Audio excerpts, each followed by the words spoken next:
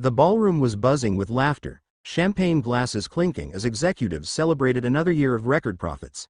At the edge of the grand hall, quietly mopping up a spill no one noticed, stood David. A single father and the janitor everyone overlooked. His faded uniform and tired eyes made him invisible among the polished shoes and tailored suits. But tonight, fate had a different plan. In the corner stood a glossy black grand piano, untouched. A group of young interns, trying to impress, spotted David and smirked. "Hey, janitor," one of them called out, loud enough for the crowd to turn. "Why don't you play us a song?" The room erupted in laughter. To them, it was a harmless joke, an attempt to humiliate the quiet man with calloused hands and a mop bucket by his side. David froze, his heart pounding. He hadn't touched a piano in years. The last time he played, his wife was still alive, and his daughter would fall asleep to his lullabies.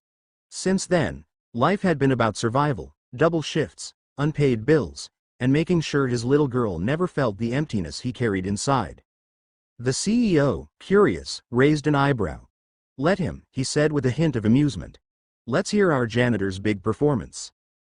David placed the mop aside. The room seemed to shrink as he approached the piano. His fingers trembled above the keys, not from fear, but from memory. He closed his eyes, took a deep breath, and then, he played.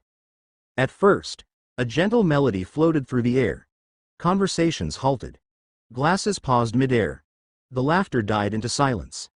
Each note carried raw emotion, sorrow, love, resilience, and something deeper than words.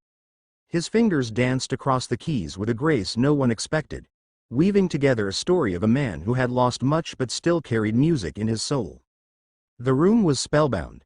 Some executives blinked rapidly, pretending it was the champagne that blurred their vision.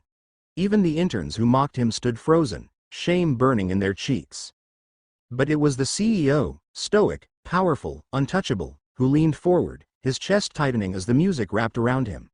He thought of his own childhood, when his mother worked 2 jobs and still found time to sing him to sleep. The melody cracked something inside him, a part of himself he'd buried beneath years of ambition. His eyes shimmered as a tear slid down his cheek. When David finally lifted his hands from the piano, the silence was deafening. For a moment, no one dared to move. Then, slowly, the room erupted, not in laughter, but in thunderous applause that shook the chandeliers. People stood to their feet, clapping, cheering, some even wiping their eyes. David didn't bow. He simply nodded, stepped back, and returned to his mop, his heart heavy but strangely lighter than it had been in years. But the CEO stood still, watching him. Something had shifted. Something no one in that room would forget.